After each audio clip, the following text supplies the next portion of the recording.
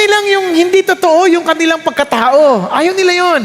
Kaya nga ho, ang magandang balita rito, sabi ng Panginoon Kristo, if you want to be real, if you want to be free, if you want to be truthful, sabi niya, you shall know the truth, and the truth shall set you free. Yung katotohanan nito is not about an idea or concept, it is about Jesus Christ. He is the truth, and He Himself will set you free. Yun ang sinasabi ng Panginoon Kristo. And yan, ito pong amazing. Ito pong amazing. Nung sinabi niya ito, para malaman mo kung talagang kakilala mo si Jesus, meron niyang mga palatandaan. Ano ang palatandaan na ikaw nga ay kaisa ni Jesus?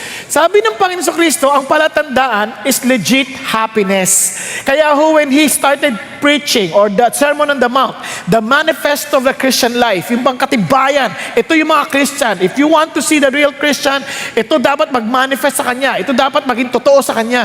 At alam niyo, una niyang tinuro, yung mga two issue ng blessings. Kaya sabi niya ganito, when Jesus saw the crowds, He went up on the mountains, and after He sat down, listen to this, His disciples came to Him, He opened His mouth and began to teach them, saying. Now, bakit importante yan? Tingnan niyo yung mga kasunod niya. Blessed, if you still remember, blessed are the poor in spirit, for there is the kingdom of God. Blessed are those who mourn, for they shall be comforted. Blessed are the meek, for they shall inherit the earth. Blessed are those who hunger and thirst for righteousness, for they shall be satisfied. Blessed are the merciful, for they shall receive mercy. Napansin niyo po ba yun? Naaalala niyo pa ba? Titingnan niyo mabuti, kung kayo po ay totoong nag-iisip, bigla niyo masasabi, parang this does not make any sense. Paano ka magiging pinagpala na inuusig ka? Paano ka pinagpala na inaapi ka? Pwede ba yun? Napansin niyo ba yan? Now, bakit po importante ito? Kaya ang turo na ito, hindi para sa lahat. Ito ay para sa mga committed followers ng Panginoon Kristo. Pag sinabi mong disciple, these are willing to learn. These are people who really want to know and understand. These are people that they will exercise self-control because they want to be intimate with the Lord. They want to understand His purposes, His will. Kaya itong purpose na ito, kung papansinin ninyo, amazing to. Now, para maintindihan nyo yung konteksto, ganito. Hindi mo ikasisiya ang isang bagay kung hindi yun ang iyong nature. Para sa English, our nature will determine what will make us blessed. Halimbawa, nakakita ka ng unggoy. Bigyan mo yan ng 100,000 piso. Matutuwa yan? Hindi. Bakit? Unggoy yan eh. Di ba? Anong gagawin sa pera? Ano to? Hindi niya maintindihan yan. Alam ka naman sabi niya, hindi matutuwa yan. Kasi walang saysay sa kanya. His nature will tell him na hindi mo kailangan yan. Pero bigyan mo ng saging yan. Di ba? Biglang ang sigla-sigla niyan. Kasi nga, yun ang kanyang yun ang kanyang yung nature niya. Kaya maraming tao, hindi lang ma-appreciate ito. Na parang, poor in the spirit, theirs is the kingdom of heaven. What's the point? Kaya nga, sabi ng Bible, unless a man is born again, he cannot see the kingdom of heaven. He cannot see the kingdom of God. He can never understand the things of God. Bakit? Hindi mo ma-appreciate ito hanggat you are born into a new nature. Kaya kahit yung patay, bigyan mo ng lechon yan, patay yan, hindi niya ma-appreciate. Gusto niyo subukan?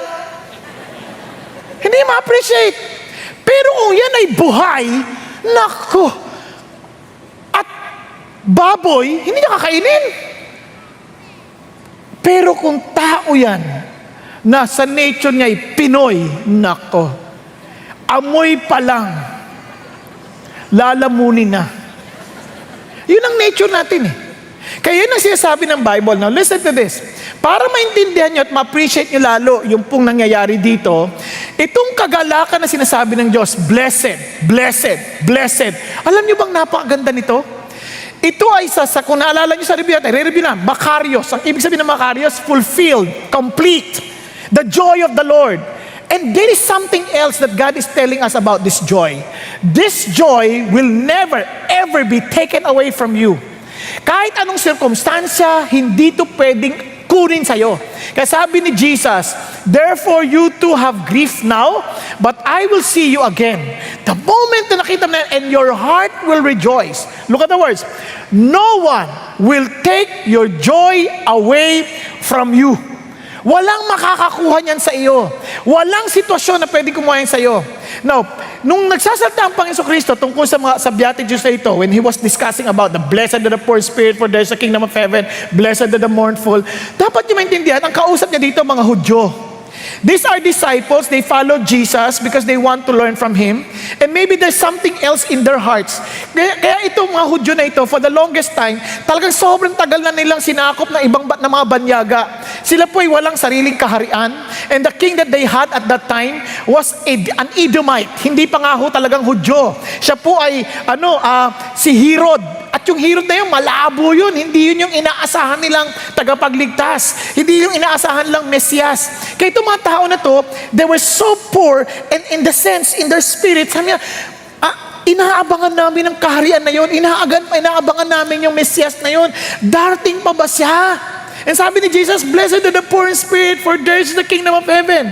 Ngayon, umiiyak yung marahil yung iba because they knew that they were suffering from this kind of faith because of their disobedience to the Lord. Sabi lang, kaya kami nagkakaganito. Kasi ngayon nagsisisi na kami, umiiyak kami sa bahay, sisisi na kami. At sabi niya, may pag-asa pa ba? Will God forgive us? Patatawarin pa ba kami ng Diyos? Ang sabi ni Jesus, blessed are those who mourn, for they shall be comforted. Bakit gano'n na lang ang kanyang tapang na parang nagbibigay siya ng assurance na sagot na to, solve na ito? Alam niyo kung bakit? Kasi sinasabi niya, kung kayo nakikinig ng mabuti, sabi ni Jesus, yung hinahanap nyo, andito na. Dumating na. Kaya sabi niya, kung mapapansin ninyo, tingnan niyo yung mga pangako, yung blessing. Theirs is the kingdom of heaven. Remember, Jesus is the King of kings. Shall be comforted. Jesus is our comforter. Inherit the earth. Jesus owns the earth. Ito po yung mga talata if you want to check. Satisfaction, Jesus alone satisfies because He is the bread of life. And sabi niya, shall receive mercy because Jesus is the source of mercy. Now, shall see God. And sabi gano'n, and He's the one who purifies us. He's the only way to the Father. And in fact, sabi niya, he who sees me has seen the Father. Now, shall be called sons of God. Jesus is our very life and the source of peace that we make. Nasusunod po? Sa lahat yung sagot. Parang sabi niya, eto na. Kung ito yung inaabangan niya, I'm telling you now. Kaya nga po, when He concluded His Sermon on the Mount, He ended up by saying, therefore, if everyone who hears these words of mine and acts on them may be compared to a wise man who built his house on the rock, and the rain fell, and the flood came, and the winds blew, and slammed against that house, and yet it did not fall, for it had been founded on the rock. Ano napansin niyo? Sinasabi ni Jesus, alam niyo sa buhay na ito, marami kang bagyong dadaanan. But if you listen to my word. Now, ano ibig sabihin nun? Kung kayo po yung kasama ni Jesus at kayo nandoon, sabihin mo, ba't ako makikinig sa'yo? Anong authority mo? Anak ka lang ng karpintero. Pag-isipan niya, ha? Halimbawa, anong pangalan mo, iho? Ikaw na merong hood na ganyan na hindi nakalagay. Halimbawa si Elijah. Anong pangalan ng katabi mo? James. Puro kayo sa Bible Itong si James, kasama niya si Elijah, kalaro niya sa basketball, biglang sabihin ni Elijah, ang sino mang makinig sa aking mga salita at isagawa, pag dumating man ang unos ng buhay, matatag ka. Ano sasabihin ni James? Baliw. Ano ka ba? Sa basketball nga, hindi ka makashoot Sasabihin mo, pag may bagyo ng buhay, di ba? Biruin mo, ganun ang mga sinasabi lang, anak yan ni Maria. Alam mo, sinasabing anak ni Maria, they really, say, na anak siya ng babae. Kasi ang mga kwentuhan ng mga panahon na yun, ang rumor noon, anak siya ng Roman soldier, si Jesus. Kasi nga, nabuntis ng hindi pa sila kasal So, mga ugong-ugong na kwentuhan na parang this is the son of Mary. Pag son of Mary, somebody else na nakabuntis sa kanya. So, and here is Jesus Christ telling them, if you listen to my words, in other words, you acknowledge that I am the Lord, you acknowledge that my words are are powerful, then you will follow me. And it was a great challenge for these people to listen and say, whoa, ano yan? Nako po. Pero itong isang bagay lang na dapat nyo maintindihan. Hindi ito yung master relationship lamang. Ito yung master na close tayo. We're best of friends. Kaya nga sabi ng Lord prior to this passage, sabi niya, don't ever say, Lord, Lord, did we not do this? Did we do that? Tapos sasabihin ng Lord, depart from me, I never knew you. Alam niyo kung bakit? Katulad din kay Elijah, kapag noong panahon ni Jesus, pagka magkaibigan kayong tumatalik, ang tawagan niyo ganito, Elijah, Elijah. 2 beses binabanggit. Ibig sabihin, close kayo. Kaya parang tatawagan sila, James, James, kanyan. 2. Ngayon, nung sinasabi niya, Lord, Lord, did we not prophesy in your name? Did we not cast out demons in your name? Sabi ni Jesus, lumayo ka sa akin, hindi kita kilala. Medyo mahirap yun, ha? Kala ko ba, Diyos siya, alam niyang lahat ng bagay. Bakit hindi kita kilala? Yung word na kilala doon, ang ibig sabihin, hindi tayo close. Huwag ka na magkunwari, hindi tayo close. Kaya itong hamon na to, sabi ng Panginoon Diyos sa atin ganito, masaya ka kung ang nature mo ay kayo ang magkaibigan at siya ang tinuturing mong Panginoon. Okay ba yan? Kaya hindi nyo maintindihan ang saya ng pagpapalang binigay ng Panginoon Kristo hanggat hindi kayo close. Kaya ito po, alam nyo sa panahon natin ngayon, ito po isang malaking hamon. Alam nyo sa buhay natin ngayon, alam kong hindi madali. Hindi nyo pa napansin, pataas ang presyo ng bilihin, yung pamasahe, pataas ng pataas, di ba? And marahil sasabihin, paano pang buhay natin? And alam mo ninyo, kapag ganito malaki na ang dami nating problema, sino nakapanood sa inyo ng SONA? Yung sa SONA, hindi nyo kailangan mapakinggan lahat ng sinabi ng ating Pangulo Yun nangyari pa lang sa Congress, alam nyo na kung ano nangyayari Yun, alam nyo na kung anong state natin. Pero alam nyo, hindi pa rin yun ang magiging matuwid na pamantayan ng ating totoong kalalagayan. Gusto nyo malaman kung anong kalalagayan? Tingnan nyo po yung katabi nyo. Yan ang totoong palatandaan kung anong kinabukasan ng ating bansa. Hindi totoo. Kasi bilang isang iglesia, sabi ng Bible, we are the salt and light of this world. Kung dito, tutulog-tulog ka na. Sorry. Hindi yung tulog na literal, ha? Ibig sabihin sa buhay, tutulog-tulog ka. Ibig sabihin, hindi ka aware, hindi ka ready, hindi ka mulat sa buhay. Kung dito pa lang hirap ka na, may hirapan ka na. Sasampulan ko lang kayo. Kung dito pa lang sa atin, hindi na tayo gagalang sa mga traffic enforcers natin. Sa loob na lang yan, ha? Sa loob na lang natin. Paano pa kaya sa labas? Tayo na to, tayo na lang to. Di ba? Kung sa upuan pa lang, hindi lang tayo gumagalang sa mga ushers natin. Tapos magre-reserve tayo. Pag tinanong, may nakaupo dyan, nag-CR lang. Magdadalawang oras na, nag-CR lang. Di ba? Parang kung dito pa lang, hindi natin magawa yun, paano pa sa labas? Hindi naman masamang, may kasama ka, siguro nung hinahanap ka na, hindi ka niya mahanap, kung saan ka talaga nakaupo, nakalimutan niya na, kaya siguro wala pa siya hanggang ngayon. Pero, ang masama yung nagsisinungaling, di ba? So doon pa lang alam mo na, anong kinabukasan namin? O ngayon, pag tinignan mo yung mga katabi mo, estudyante, kung sa eskwelahan pa lang, hindi na siya tapat, di ba? Meron na silang mga cheating arrangement, kanyan, di ba? Ano pang kinabukasan naman sa sasabihin natin, makibaka, wag magpatalo, kayong mga sa gobyerno, kurakot, magnanakaw. Tayo nga, grade pa lang medyo alanganin na tayo. Pera pa. Pag-isipan natin mabuti yan. Kaya ang laking hamon sa atin yan. Kaya nga alam nyo, kapag ganitong may trouble, ito tatandaan natin, when the world is in great trouble, we should never lose hope. Never lose hope.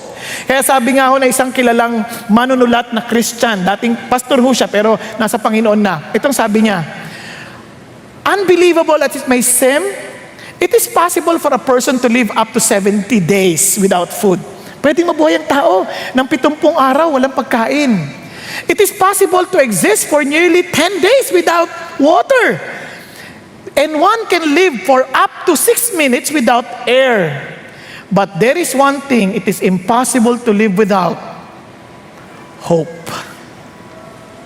Kaya lang itong malaking problema, lahat ng tao dadaan sa problema, sa pagsubok. Lahat. Whether Christians or non-Christians. Pero ito malungkot, yung Christians, doble ang kanyang dagok na haharapin. Ha? Dobleng dagok? Oo, kasi hindi ka lang magkakaroon ng problema sa mundo, yung mundo against sa'yo, against sa atin. Naintindihan po ba? Kaya paano mo yan haharapin? Ito ang hamon. Kaya ang harap, ito ang solusyon. Be hopeful, the best is yet to come. Pakisabi sa katabi mo, be hopeful, the best is yet to come. When you are persecuted because of your faith, always be hopeful in Jesus for your faith. So, never retaliate. Okay ba yan? Sabi niya, when you are persecuted because of your faith, always be hopeful in Jesus for your faith. So, never retaliate. Alam niyo po ba, sa lahat ng pananampalataya sa buong mundo, sa kasaysayan, ang Christians ang pinaka-inuusig na paniniwala. Panoorin po natin ang video na ito.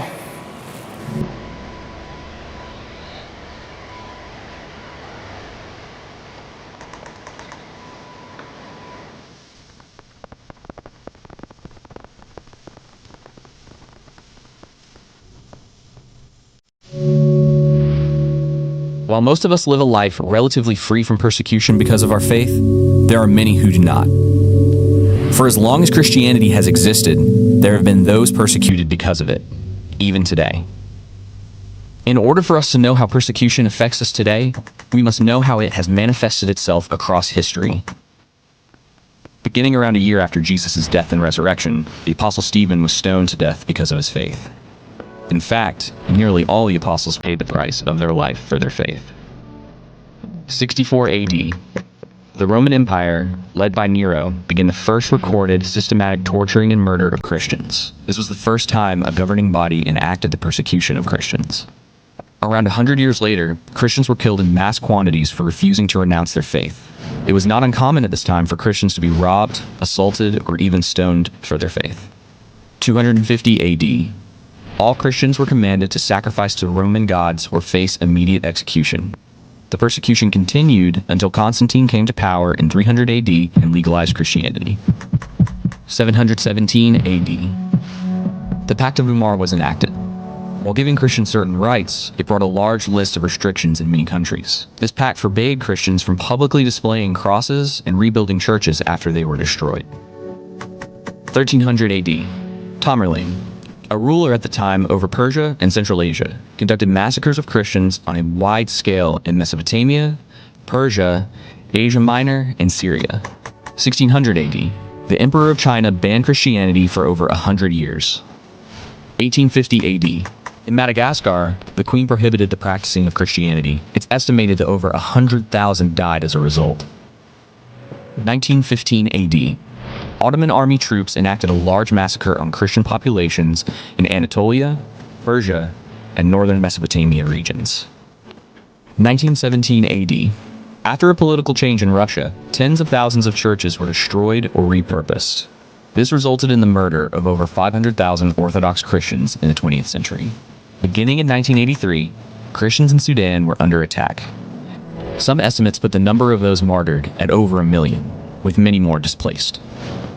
Present day, Christians are facing growing levels of persecution on the continents of Africa and Asia.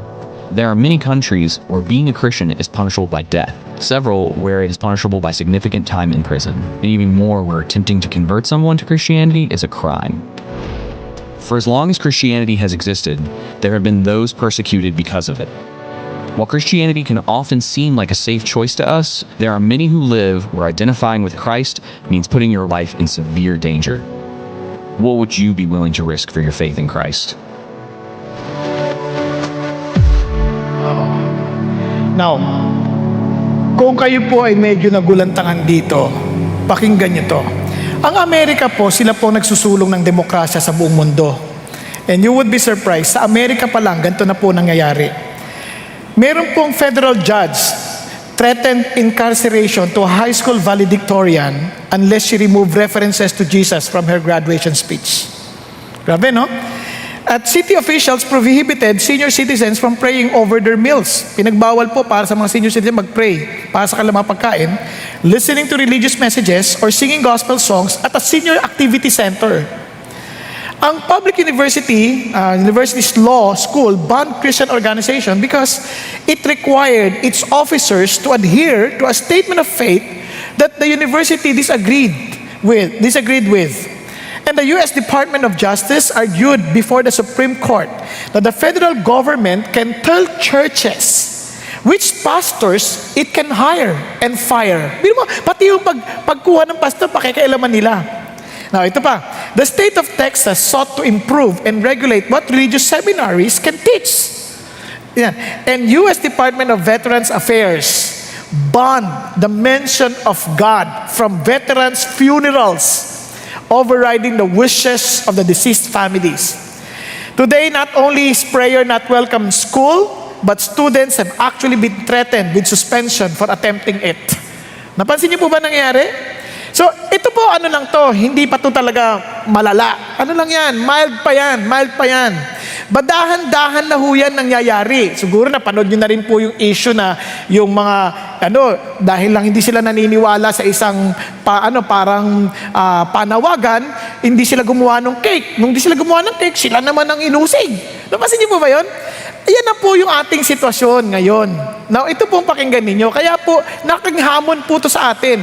Sa Bible, mayroong 5 uri ng persecution binanggit si Jesus. Ang una, sabi niya, mga taong galit sa'yo. O kaya naman mga taong hihiwalay sa'yo. Naging Christian ka, ayaw na namin sa'yo. Iba naman talagang iinsultuhin ka nila. Bibigyan ka ng mga masasamang pangalan. O kaya naman, sasabihin nila mga bagay-bagay na mga hindi naman totoo laban sa'yo. Yan na po yung mga sitwasyong haharapin ng maraming Christians. Ngayon, kung di man mangyari man sa ating lahat, pero dahan-dahan mapapansin niyo, kung hindi man tayo mag-usig ng diretsahan, meron na rin pong mga pag-uusig na pepersahin kayong gumawa ng mga bagay-bagay na hindi nasalungat po sa moralidad na alam natin. Yun ho yung challenge na haharapin ngayon. Ngayon, ito pong amazing. Kaya ang Kristyanismo, hindi po ito para sa mga duwag.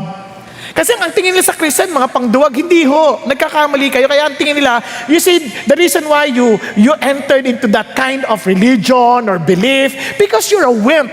Mahina ka, takot ka, duwag ka. No, the truth is this. This is not for the cowards. Kaya nga ang cowards, pupunta ng impyerno. Alam niyo ba yan? But the cowards, yun ang unang-unang pupunta sa impyerno. Kasi ito ho, ang panawagan nito, tawag to tapang. Bakit sila matapang? Now, para maintindihan niyo, mayroon pong kakaibang dahilan. Now, ito pong bagay na to, importante itong maintindihan natin. Kasi maraming tao ngayon, they love Christianity because of what they're seeing through television, o kaya naman sa ating mga fellowship. Ang sarap naman kasi, uy, gusto ko dyan, ang saya-saya ninyo. Bambilea. Bambilea. Mga ganun ba? Ang saya-saya, may sayawan pa. May pa ganun-ganun. Pero maganda yun. Pero sa totoo lang, paano kung ang sabihin sa'yo ng Panginoon, dito, ali kayo, sumama kayo. Pero uusigin kayo. Papatayin kayo. Kukunin ng mga ari-arian ninyo. Mawawalan kayo. O, sasama ka pa? Pag-isipan nyo mabuti.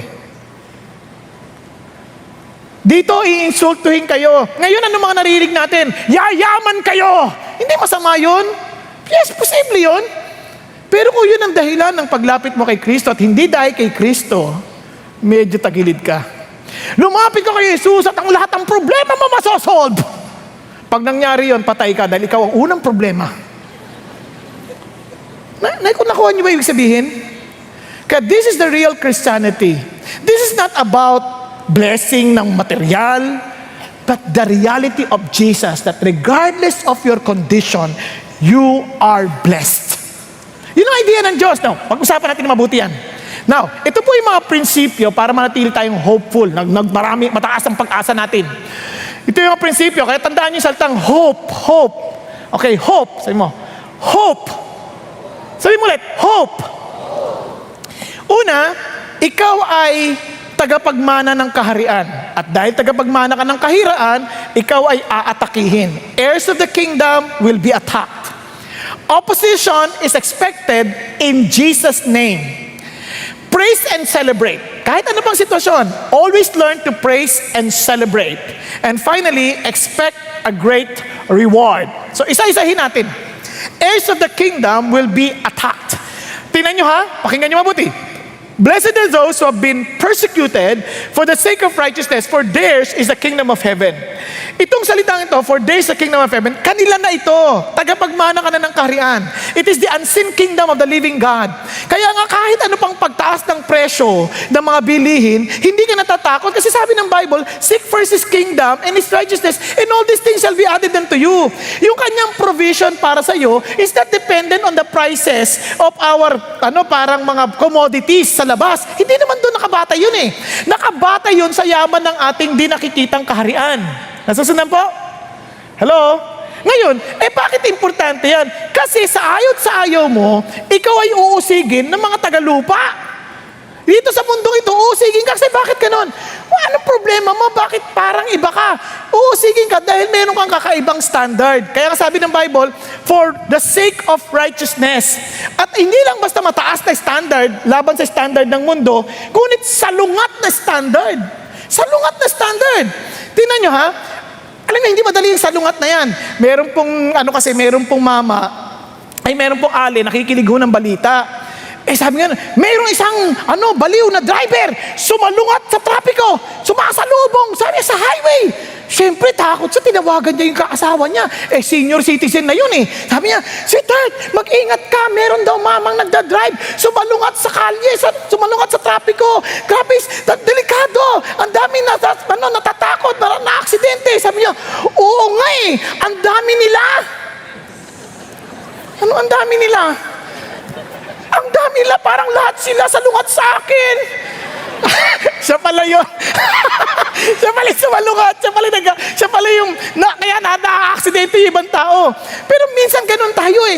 Alam niyo bang, napakasalungat ng ating sitwasyon? Napakasalungat. Papaliwanag ko sa inyo. Tingnan niyo lang halimbawa, yung righteousness na sinasabi. Pag sinabi yung righteousness in Christ, ulitin ko hindi lang mataas, salungat. Pag-isipan niyo nung iniisip ko to, sabi ko, teka muna, ilan ang tao magagalit kung mabait ka naman? Halimbawa, lumapit ka sa isang tao, ano bang maipagpipray ko sa iyo? Maiinis ka ba? Sabi mo, bait naman to, concern na concern sa akin. So, bakit siya ba't tayo uusigin? Kaya naman sabi mo, ikaw may kailangan ka, talagang, tapos yung, kahit na kung anong meron ako sa bulsa, inabot ko na sa iyo, tulong ko sa iyo, magagalit ka pa ba niyan? Bakit ganon? Mauusig ka ba sa righteousness? Hindi. Ang totoo niyan ganito, yung righteousness sa isip ni Jesus Christ, kasi yung righteousness na yun, talagang inuusig yun. Kaya nga si Pablo, inuusig niya yung mga taong sumusunod sa righteousness na yan. Kaya nung siya na ang sumunod sa righteousness, sumunod sa Panginoon Kristo, siya na ang inusig. So ano ba yung ibig sabihin niyan? Basahin natin. Brethren, my heart's desire and my prayer to God for them is for their salvation. For I testify about them that they have a zeal for God, but not in accordance with knowledge. Sabi ni Pablo, ang panalangin ko sa kanya, gusto ko silang maligtas. Ano, masasamang tao ba sila? Hindi. Nag-aapoy sila para sa Diyos. Meron silang passion for God. They want to serve God. At ito sabi niya, at sa totoo lang, kaya lang hindi ayon sa kaalaman. Ano ibig sabihin? Hindi nila alam ang tungkol sa katwiran ng Diyos. They don't know God's righteousness. Kaya yung Greek word nito, diakosine, pareho lang yan for righteousness sake. Parehong Gregong word yun. Kasi sabi niya, and seeking to establish their own, they did not subject themselves to the righteousness of God.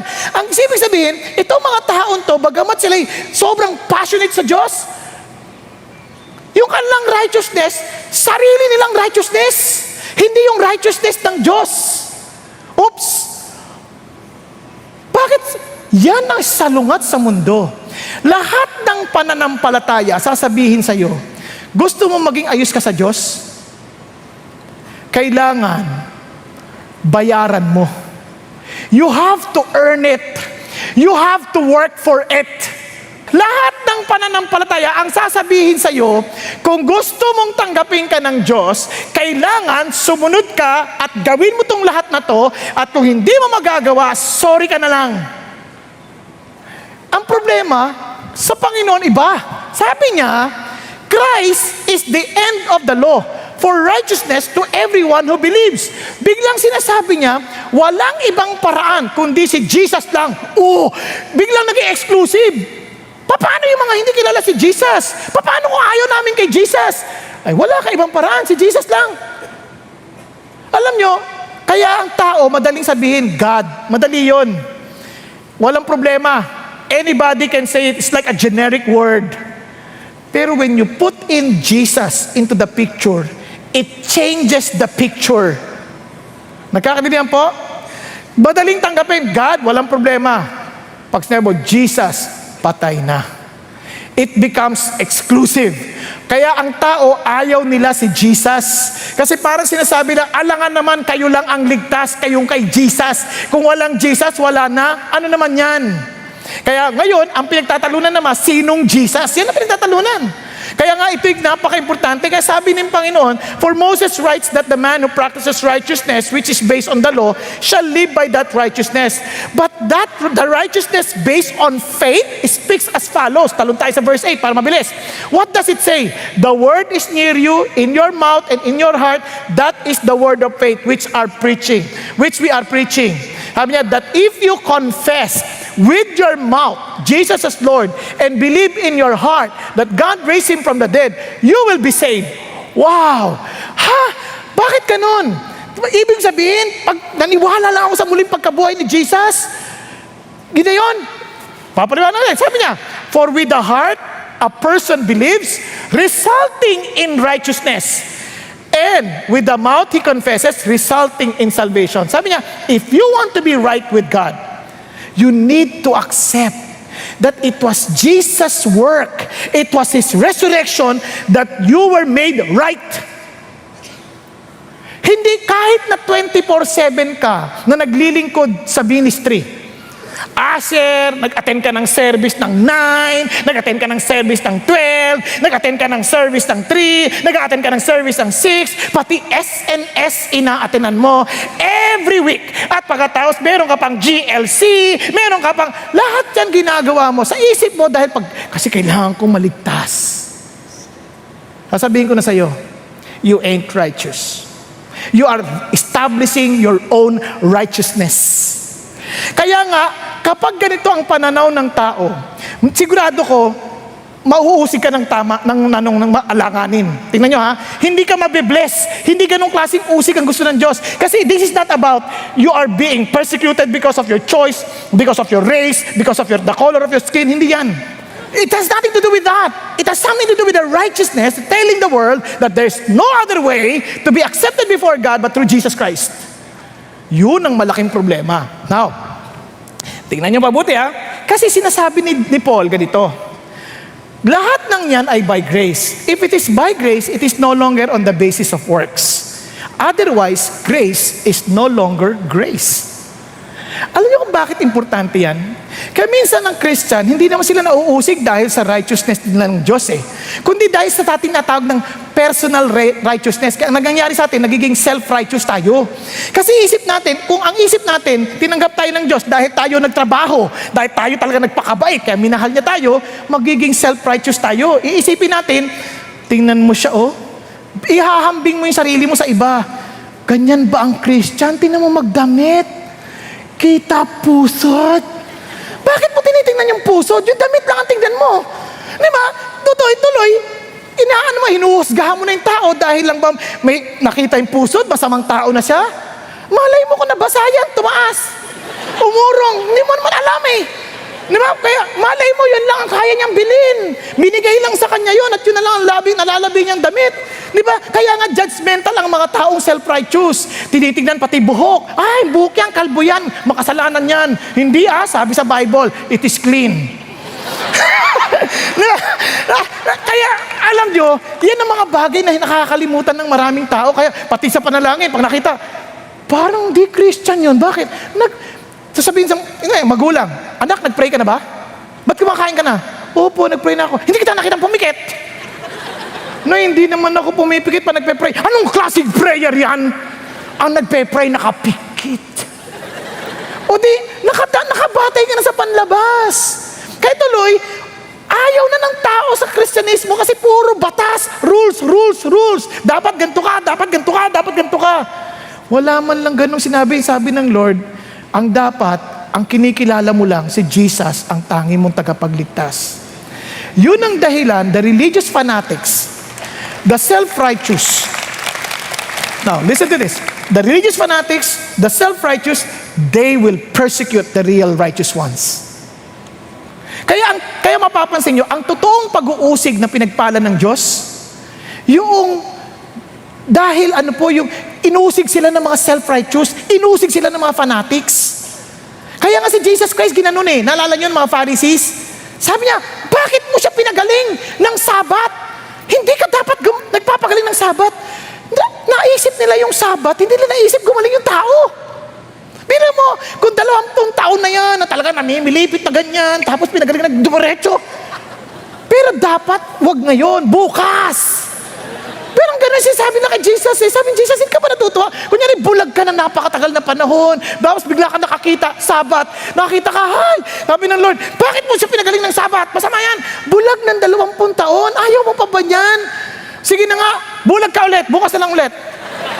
Di ba, minsan ganun ang sinasabi natin Parang, wow, ano ba to? Di ba minsan ganun tayo? Minsan masyadong concerned tayo na ano yung suot, ano. Hindi natin naisip na, uy, nakikinig siya sa Panginoon Diyos, Kaya minsan pa nakakita tayo ng isang tao na parang, hindi karapat-dapat sa langit yan. Naman, wala namang ganunan. Lahat naman tayo masamang tao. Kasi if we understand this kind of righteousness, listen to this. We will no longer see people as evil. We will see them as souls needing grace. Bigla mong naisip, kasi ganito yan. Ako rin po, may masamang tao din ako, huwag kayong mag-alala. Kunyari ako bilang nagda-drive din ako, ang tingin ko sa ibang driver, lahat sila masasamang tao. Di ba? Pag huminto sa gitna, kumat, mga demonyo ito, mga ito. Yun ay kung hindi mo naintindihan yung righteousness ng Diyos. Pero kung naintindihan mo, kasi ikaw rin magkakamali Minsan, nagkamali ako. Na-cut ko yung kotse, hindi ko sinasadya. Sabi asawa ko, ba't mo na-cut yun? Tingnan mo kapag self-righteous, kasalanan naman niya Ikaw may kasalanan, kinat mo hindi ko sinasadya. Pero pag sila nakagawa, talagang hindi nag-iisip yun. Di ba? Now, here is the Christian. Ang tao na intindihan yung righteousness ng Diyos. Ito yan. Kapag hindi ko nagustuhan yung choices mo sa buhay, hindi mo kailangan kondenahin yung tao. Huwag kayo magagalit. Halimbawa, homosexuality, adultery, let's say, substance abuse. Maaaring hindi ko agree dun sa choices mo sa buhay, pero hindi kita kailangan kondenahin. Nakuha ninyo? I can only tell you with love, mali po yan, ang totoo niyang kailangan mo si Jesus. Pero kung ang isip mo, kaya ka mahal ni Jesus dahil mabait ka, nagpakabait ka na, ang tendency mo ganito, alam mo, ito kayo mga kapareho ninyo, nasa Bible, nasusulat. Pupunta kayo ng impyerno. Alam mo ba yan? Ngayon, ikaw umiinom ka ng alak, alam mo bang ang alak na yan ay ulupang? Di ba? Ganyan. Yung matindi, alam niyo may katotohanan pero hindi siya totoong-totoo. Ang totoo ay ganito, walang sino mang gustong dalin ng walang sino man tao na gusto ng Diyos mapunta ka ng impyerno. Ang totoo, gusto ka ng Diyos iligtas, kaya nga binigay niya ang kanyang bugtong na anak na si Jesus. Namatay sa krus para mamatay pa sa ating kasalanan dahil gusto niya tayong maligtas. Pero kung tatanggihan natin yung kanyang katotohanan na yan, kung tatanggihan natin yung kanyang solusyon, hindi naman niya ipipilit dahil siya ay gentle, siya ay mahinahon na Diyos. Hindi niya ipipilit sa'yo, kailangan ito lang parang pasensya ka kung ayaw mo. Hindi. Kung iiyak pa yan, naalala niyo yung young ruler, ayaw si Jesus, sabi niya, sell your possession and give them to the poor. And sabi niya, and because he was so rich, he left. Alam niyo sabi ni Jesus, and God and Jesus looked at him with love. Ano ibig sabihin nun? How I wish he could understand. Minsan kasi pag binasa natin, sa sobrang dami ng yaman niya, tinan mo, hindi maliligtas yan. Hindi, basang yung galit Pero pag binasa mo, babasahin mo yung puso ng Panginoon Diyos, tiningnan siya na may pag-ibig at lumayo, sabi niya, mas madali pa sa kamelyong pumasok sa butas ng karayom kaysa sa isang mayaman na pumasok sa kaharian ng Diyos. Kasi sabi ni Peter, Lord, paano na? Sino na maliligtas? Siyempre sa tao, imposible. Pero sa Diyos, walang imposible. Nakita niyo yung difference? Yun yung sinasabi ng Diyos na yung dapat maintindihan mo. Kaya nga, ang tao maraming galit kay Jesus kasi mayroon ako sinashare na ganyan. Alam mo ba, kailangan mo alam nga naman, tatanggapin ko lang si Jesus na namatay siya para sa akin, tapos ligtas na ako. No way! Ano yung kabaitan ko? Sayang! They will always go against that issue of righteousness. Now, yung isang extreme naman ganito. Yung isang extreme, magagalit kasi, ngayon, naniniwala ako si Jesus lang ang dapat na tagapagligtas. Ngayon, pwede ko nang gawin lahat ng gusto ko. Pwede na ako magkasala, pwede na ako mambabae, manlalaki, lahat gagawin ko na dahil ligtas na ako, dahil matuwid na ako sa Diyos. Now, teka, mali yan. Bakit mali? Kasi sabi ni Jesus, ang totoong grace ng Diyos na nagbinigay sa atin, nagbibigay ng kaligtasan sa lahat ng tao. Tama? But, nagtuturo ito para magsabi ng hindi sa mga hindi maka-Diyos na bagay at sa mga bagay na makamundo. Yung sabi niya, worldly passions to live self-controlled, upright, and godly lives in the present age. Yun ang sinasabi ng Lord. Sabi niya, hindi maaari yan. Kasi kung talagang kay Jesus ka, listen to this. Sabi ng Panginoon, anyone who belongs to Christ, Jesus, and wants to live right. Kasi kung talagang kay Jesus ka, yung totoong repentance, mayroong bunga yan. Kasi nandyan na yan andyan na yan, yung righteousness ng Diyos, nandyan na yan. Kaya gusto mo na, kung yung damit mo, bagong laba, puting-puti na, ayaw mo nang marumihan. Tama? Ingat ka na, may payong ka na, baka matalsikan ka ng putik. Di ba? Ingat ka na. Ngayon kung papalsikan man ng putik yan, lilinisin ulit yan, biglang dadaan yung tide. Di ba ganon? Para advertisement, no? Pero, kasi nga, ayaw mo nang marumihan. Pero kung sasadyain mong dumihan yan, total, malilinisan mo ulit, may problema ka. Hindi mo naintindihan yung grace. Nakuha ninyo? Kaya, sabi ng Lord, pag gumawa ng tama, surely you will have trouble from others. Magkakaroon ka ng problema. Kaya nga sabi ng Lord, yung laman will always set its desire against the spirit, and the spirit against the flesh. For these are in opposition to one another, so that you may not do the things that you please. Kaya alam niyo po, huwag ninyong kakalimutan ito. Kung ito po'y totoong nangyayari sa atin, di ba? Yung nagtalaban yung laman, spirito, di lalo na sa komunidad. Kaya nga, pag binasa niyo yung unang verse niyan, what is causing the devouring among you? Because, ito tatandaan niyo, kaya yung persecution magaganap, even among brothers. Those who are not walking in the Spirit, sometimes they will attack you. They will insult you. Kasi they're not walking in the Spirit. Kaya mapapansin nyo, magugulat kayo, even among Christians, nag-aaway yan. Pero yung Christians in the Spirit, hindi ka naman papatulan Hindi ka papatulan. Kasi kung nasa Espiritu ka, ba't ka papatulan? Sasayangin mo lang oras mo. Hindi ka makikipagtalo. Hindi mo kailangan makipag-ano. Kasi bakit po? Hindi mo naman pinipilit sa kanya yung gusto mong gawin. Tingnan ninyo sabi ng Bible, stay away from stupid and senseless arguments. This only lead to trouble. God's servant must never quarrel. Be kind to everyone. Be patient. Be humble when you correct people who oppose you. They've been trapped by the devil and he makes them obey him. But God may help them escape. Now, ano sabi ng Diyos? Huwag mo na silang patulan. Alam niyo, marami nagtanong na sa akin kasi kung mapapundan niyo, may mga manonood kayo sa YouTube, mayroong mga comment sa ilalim, di ba? May mga comment yan. Sa mga Facebook, may mga comment yan. Pag binasa mo yan, there was a chance before na nabasa ko yan. Masasakit ang mga pinagsasabi, Ano ka, bula ang propeta, kung ano-ano sasabihin, mali-mali ang mga pinagsasabi mo, wala kang alam-alam sa Bible, nagdunong-dunungan ka lang, mga ganyan. Sa dami ng ganyan, tinatanong, paano mo lalagpasan? Ba't ko lalagpas? Hindi ko na kailangan basahin. Sasayangin ko pa ba oras ko dyan?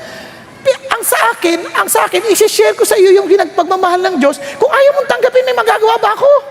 Only the Holy Spirit can change your heart. I cannot change anybody's heart. I cannot convince everybody. I can just explain, and it's up to you. Even if I do all my best to explain it and with my best of my ability, pag tinulugan mo ako, wala na akong magagawa. Tama? Kahit magaganyan pa ako, pero kaganyan ka na. May magagawa pa ako? Wala na. Diyos lang ang pwedeng gumawa noon. Nakuha ninyo? Kaya ganun din tayo, wag natin ipilit, wag natin, ikaw Bible in the name of Jesus. Walang ganun. Relax ka lang. Kasi ang sa atin, Lord, we just do our best. Kayo nakakalam kasi mahal niyo itong tao na ito eh. Kaya nga, pero may mga tao magagalit sa atin kapag tutuloy siya sa kasalanan. Kaya sabi nga ni John Piper, so we can see why life devoted to righteousness or godliness will be persecuted or reviled or spoken against. If you cherish chastity, you want purity, virginity, obviously your life will be an attack on people's love for free sex. Now, if you embrace temperance, control, ayaw mong minom, ganyan, obviously your life will be a statement against the love of alcohol, love of vices. Kung sakali naman, if you pursue self-control, your life will indict excess eating. Talagang parang sinasabi mo sa mga matatakaw, grabe kayo, masasama kayong tao, mga ganyan. Now, if you live simply and happily, you will show the folly of luxury. Para bagang pinapamukha nyo sa mga mahihilig sa mga mamahaling bagay na parang ang sama nila kasi nga, simple ka lang mabuhay at masaya ka. O kaya, if you walk humbly with your God, you will expose the evil of pride. Now, if you are punctual and thorough in your dealings, you will lay open the inferiority of laziness and negligence. Kaya mapapansin nyo sa mga opisina, yung mga tamad, galit na galit sa mga masisipag. Ang tawag sa masisipag, sip-sip. Napansin nyo ba yun? Yung mga nagtatrabaho, tatawagin nila, yan, mga ano yan, mga vacuum yan sa buhay. Pero hindi. Minsan, kaya lang naman tayo naiinis kasi mga tamad eh. Kahit sa eskwelahan, yung mga nangopya, pag hindi nagpapakopya, mayabang ka. Sa totoo lang, hindi. Because you're just lazy and negligent. Now, if you speak with compassion, you will throw callousness into the sharp relief.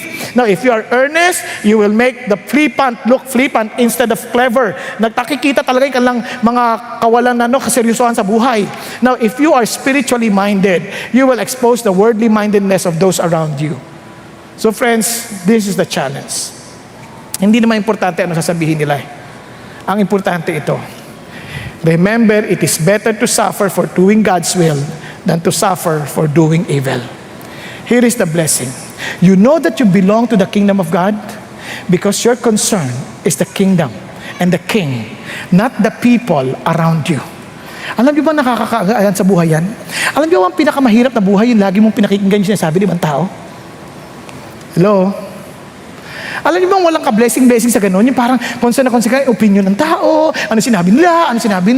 Di, ang relax ng buhay mo pag iniisip mo, Lord, ang gusto ko lang i-please dito kayong hari ng mga hari. Because I belong to this kingdom. Nakuha ninyo? Listen to this. Gusto niyo malaman ang totoong nature ng buhay natin? Halimbawa lang mag-post kayo sa Facebook. May 100 nag-likes. At meron lang isa na nag-comment negatively at hindi nyo pa kilala, itatry nyong imaginein kung sino yon. Siguro may bigote yon.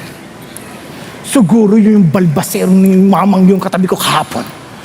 Kahit wala siyang kinalaman, and you will forget all the 100 compliments, you will only remember the one who went against you. Hello? But if you're focused to the King of Kings, may 10 negative at isa lang ang compliment, it doesn't matter. As long as the one who complimented is the God and the King that you are serving. Yun ang sikreto sa buhay. Para yung huyang yung nag-concert sa violinista, recital niya. Then after the recital, everybody stood up as in he was given a standing ovation. Except for one man in front. Sabi niya, pinsan, congratulations. Sabi niya, ano kino-congratulate mo ko? Bakit? Ang problema mo? Tayo, ano tao? Kita mo yung mama sa harapan, dito ba tayo? Sabi niya, isa lang yun, ang intindihin yun, hindi pwede. Yun ang professor ko. Siya mag-grade. O, di ba? Kaya kahit na magtayuan lahat yan, yung mag-grade ang importante. Ganon din sa atin. The blessing of knowing that we belong to the kingdom.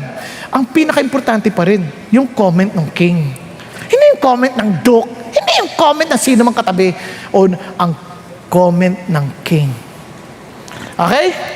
And that standard will invite persecution, but because the king is always aware of it, you're blessed. Pangalawa, Opposition is expected in Jesus' name. Ano sinasabi ng Lord? Listen. Sabi ng Bible, blessed are you when people insult you and persecute you and falsely say all kinds of evil against you because of me. Lalong in-streamline ng Diyos. Hindi ito parang mga self-pride. Hindi lang ito yung...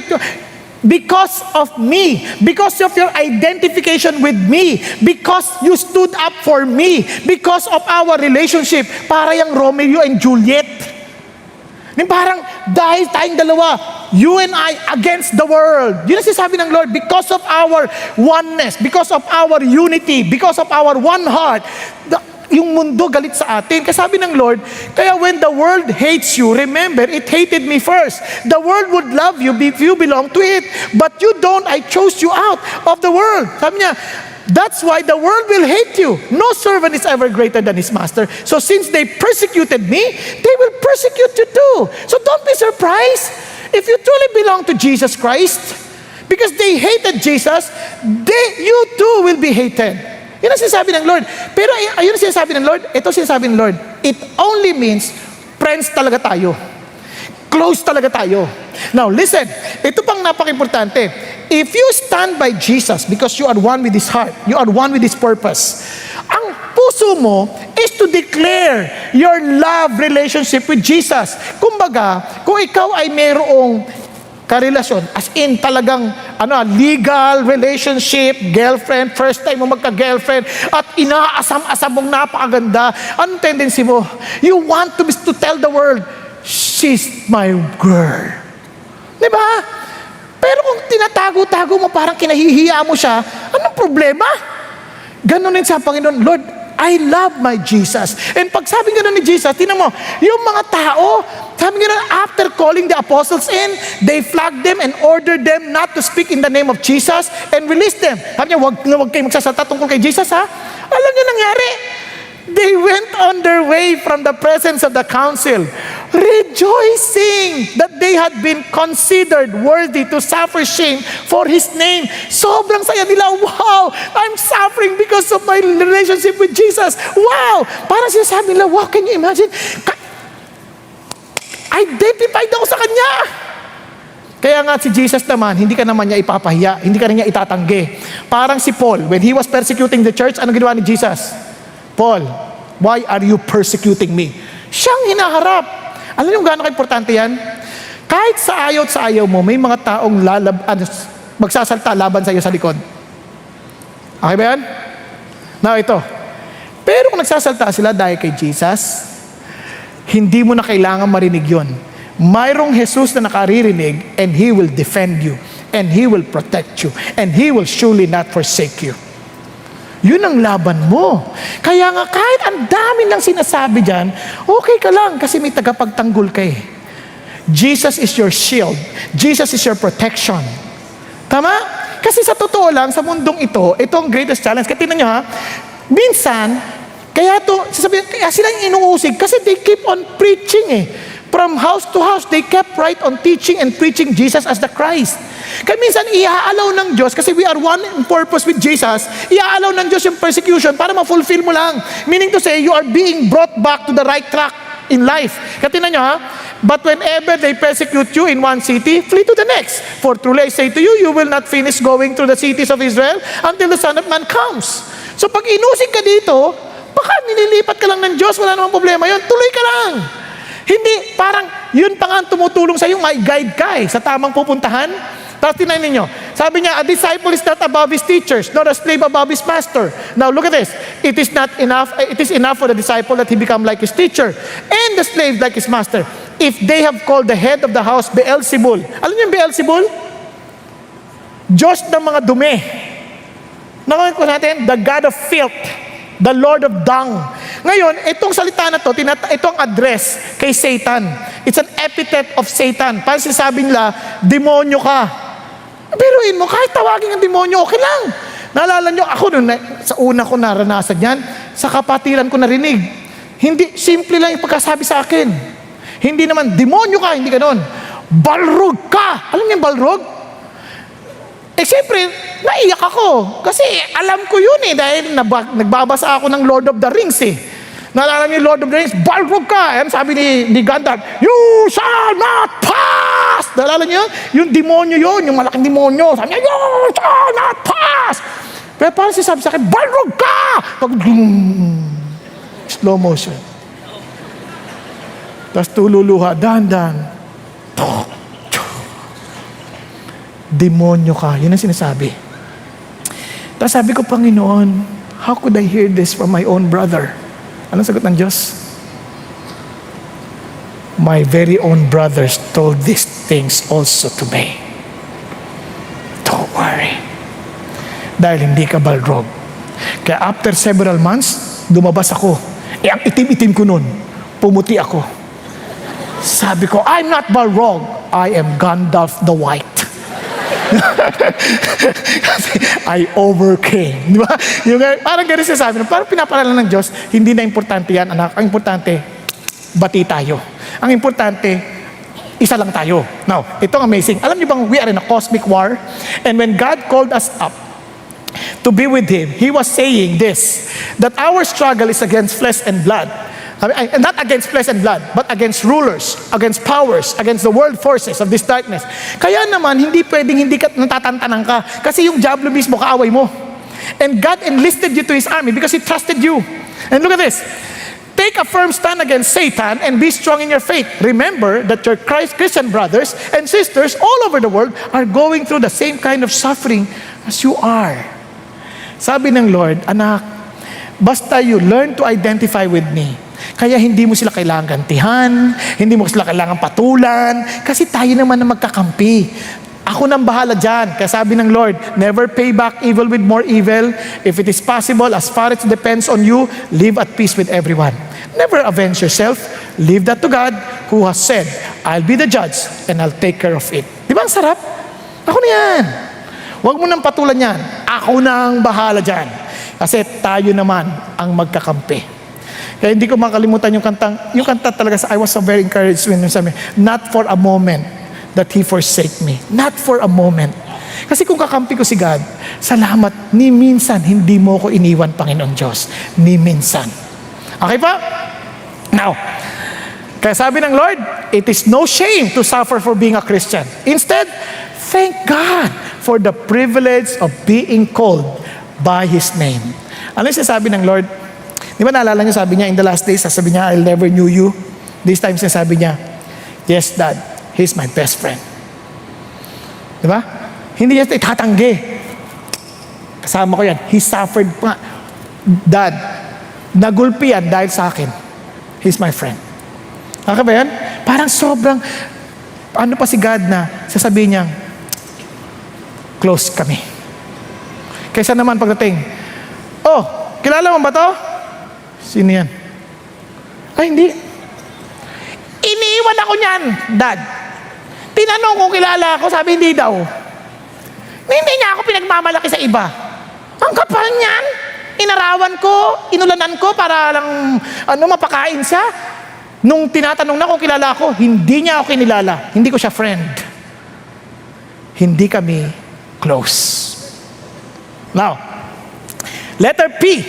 Praise and celebrate. Bakit praise and celebrate? Ito sabi, rejoice and be glad. Why? Because in the same way, they persecuted the prophets who were before you. Sabi ng Panginoon Diyos, dapat magdiwang ka. Now, tingnan nyo ha, sino nakabasa sa inyo ng Hebrews 11? Hebrews 11. Alam nyo, doon nakalista lahat yun, mga Hall of Famers ng faith. Now, tanong ko sa inyo, gusto nyo ba makasama sa ganung listahan? Pagdating sa langit? Nandun kayo, halimbawa, Elijah, di ba? Di ba? Parang Elijah, nandun yung pangalan, because of his faith, he was beheaded. Di ba? Huwag ka mag-alala, hindi naman agad eh. Parang wow, di ba? Gusto natin yan.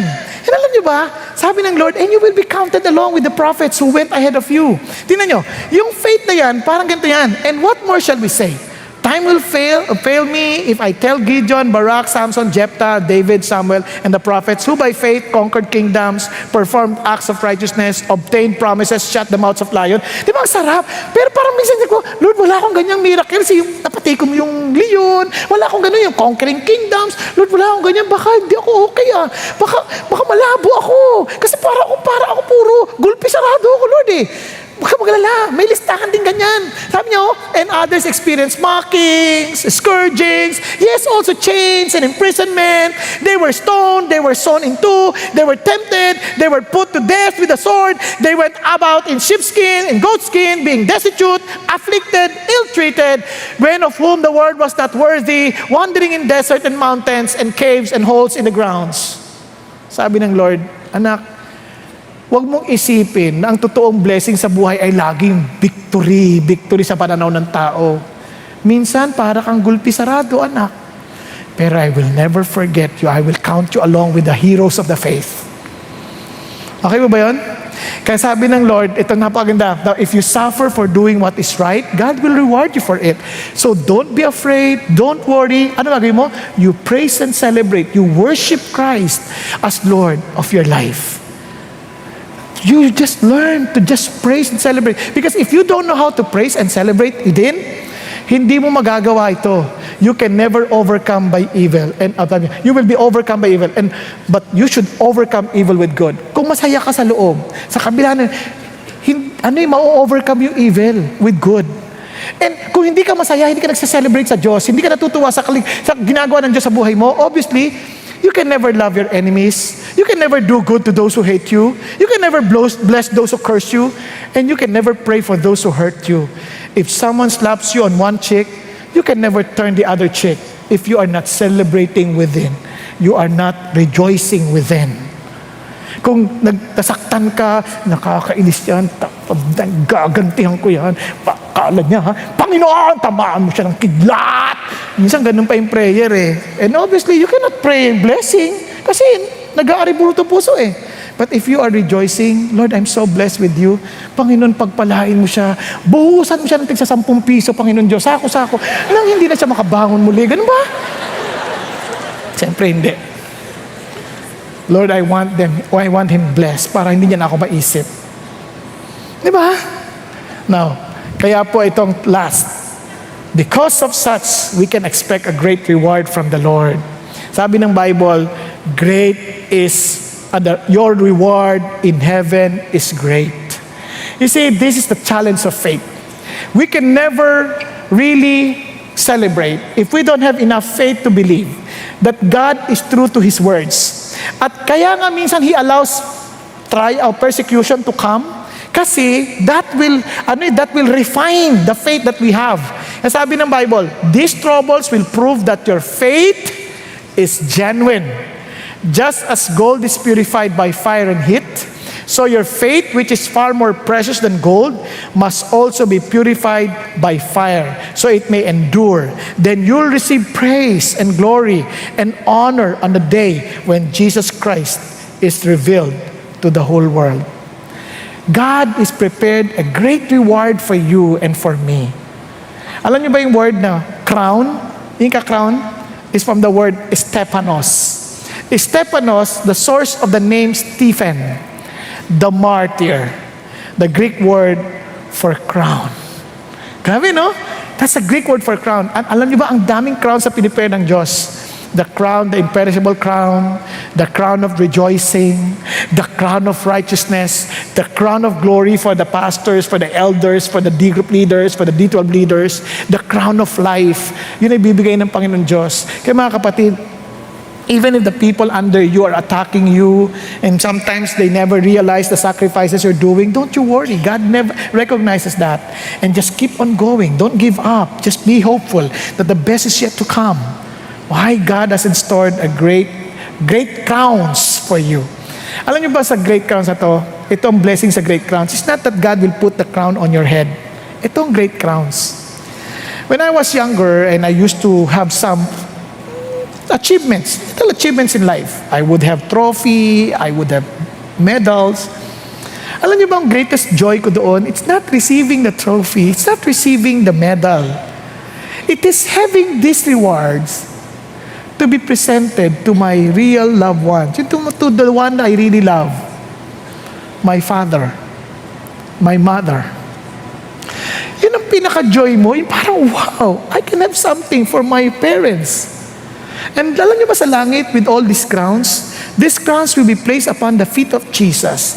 And what a great privilege that we can offer something to the Lord and say, God, who am I to offer you anything? Now that you have placed this crown on my head, I will put them on your feet to honor you, to glorify you.